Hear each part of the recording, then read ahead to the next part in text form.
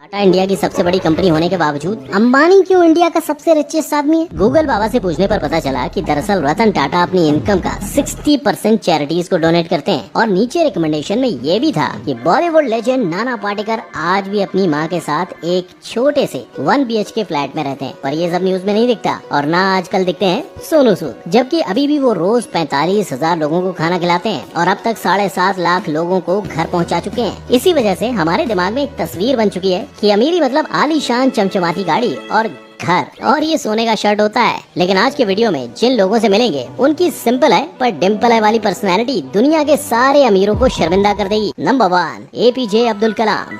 Simple living and high thinking की अगर हम लोग बात करते हैं तो जाहिर सी बात है कि सबसे पहला नाम इंडिया के मिसाइल मैन यानी APJ अब्दुल कलाम जी का ही आएगा। वो असल में इतने दिलदार थे कि इंडिया के प्रेसिडेंट बनने के बाद 5 साल तक वो अपनी पूरी की पूरी सैलरी प्योर चैरिटेबल ट्रस्ट यानी providing urban amenities to rural area charitable trust को डोनेट कर देते थे, क्योंकि उनका कहना था कि प्रेसिडेंट बनने के बाद सरकार उम्र भर उनका ख्याल रखेगी, तो क्यों ना वो अपनी सैलरी बेहतर चीजों और लोगों की मदद करने के लिए इस्तेमाल करें। और इसीलिए वो हमेशा देश के गरीब लोगों की मदद करते थे, क्योंकि वो खुद एक ऐसे परिवार से थे जिन्हें काफी मुश्किलों से गुजरना पड़ा था। जब वो बस 8 साल के थे तब वर्ल्ड वॉर 2 की शुरुआत हुई थी और परिवार की मुश्किल हालात के कारण वो सुबह सुबह पेपर बांटते थे और दिन भर इमली के बीज जमा करके बेचते थे। पर सिर्फ इंसानों के लिए ही नहीं, उन्हें नेचर और जानवरों के लिए भी बहुत सहानुभूति थी। इसीलिए तो वो चाहते थे कि राष्ट्रपति भवन में सोलर पैनल्स लगाए जाने चाहिए ताकि एनर्जी सेव हो। लेकिन उनका ये सपना साकार होने से पहले ही प्रेसिडेंट के रूप में उनके 5 साल खत्म हो चुके थे। पर इसरो में काम करने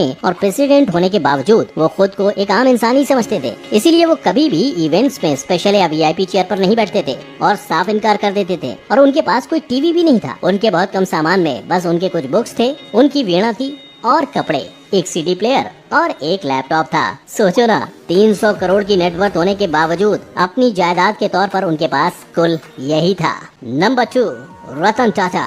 नेटवर्थ 7,000 करोड़। रतन टाटा जी लोगों के लिए एक जीती जागती मिसाल है। मतलब उनकी ये तस्वीर ही देख लो। इस तस्वीर में जो इंसान उनके सामने खड़ा है वो पहले उनकी कंपनी में काम करने वाला एक एम्प्लॉय था। रतन टाटा जी को बस एक खबर मिली कि वो इंसान पिछले 2 साल से काफी बीमार है। तब बिना किसी देरी के रतन टाटा जी तुरंत मुंबई से पुणे के लिए रवाना हो गए, वो भी बिना किसी सिक्योरिटी या बॉडीगार्ड के। भाई साहब, हम बीमार पड़ते हैं तो हमारा बॉस तो सिर्फ मैसेज पर ही हाउ आर यू करके हालचाल पूछ लेता है और कॉल तो दूर की बात है। तो अब आप ही बताओ कि इतना कौन सा बॉस करता है, और वो भी स्पेशली तब जब तुम्हारा बॉस रतन टाटा हो। पर उनके लिए कोई नई बात नहीं है, क्योंकि वो अपनी 30 कंपनीज में काम करने वाले हर एक एम्प्लॉय को उसके नाम से जानते हैं, क्योंकि उनके लिए उनके एम्प्लॉयज और एम्प्लॉयज की खुशी काफी इम्पोर्टेंट है। इसीलिए 26/11 के अटैक का उनके 80 एम्प्लॉयज पर इफेक्ट हुआ, तब वो खुद सबके घर जाके उनसे मिले।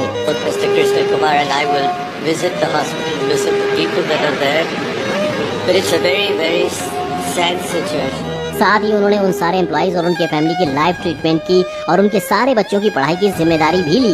और जैसा कि मैंने वीडियो की पहली शुरुआत में ही बताया था कि टाटा इंडिया की सबसे बड़ी कंपनी है, फिर भी रतन टाटा का नाम वर्ल्ड्स रिचेस्ट मैन की लिस्ट में भी नहीं आता। इसकी वजह है कि टाटा तो अपने 66% शेयर्स डोनेट करता ही है, पर रतन टाटा खुद की इनकम का भी 60% डोनेट करते हैं। इतना ही नहीं, फिलहाल के पेंडेमिक में इंडिया की स्थिति को थोड़ा काबू में करने के लिए रतन टाटा जी ने 1500 करोड़ रुपए डोनेट किए थे। और उनके हिसाब से उनका ये डाउन टू अर्थ नेचर विदेश में पढ़ने के कारण बना, क्योंकि उनका कहना है कि विदेश में सिर्फ खुद की मेहनत और पढ़ाई से ही आगे बढ़ा जा सकता है, और वहाँ उनके नाम के आगे उनके पिता का नाम इतना इम्पोर्टेंस नहीं रखता था। और आप मानोगे नहीं, पर जब उन्होंने अपने पिता की कंपनी में काम करने की शुरुआत की थी तब वो MD या CEO नहीं थे, बल्कि वो भट्टी को साफ करने का काम करते थे। नंबर 3, नाना पाटेकर। फिर भी नाना पाटेकर आज भी अपनी माँ के साथ एक छोटे से 1 BHK रूम में रहते हैं, पर वो हर पिक्चर के 1-2 करोड़ लेते हैं और हर ब्रांड एंडोर्समेंट का 1 करोड़ लेते हैं।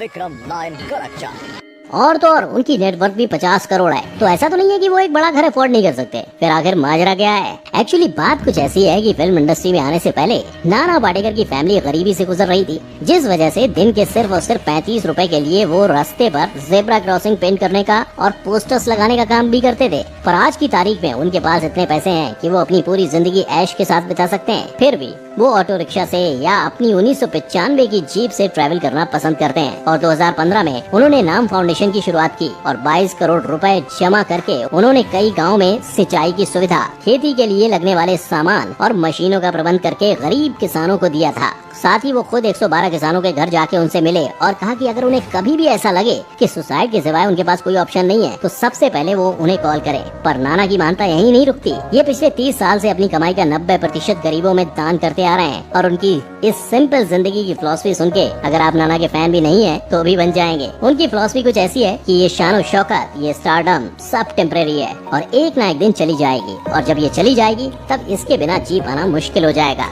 इसलिए मैंने कभी इसकी आदत नहीं लगाई और कभी खुद को अपनी जड़ों को नहीं भूलने दिया। सच में मान गए नाना को।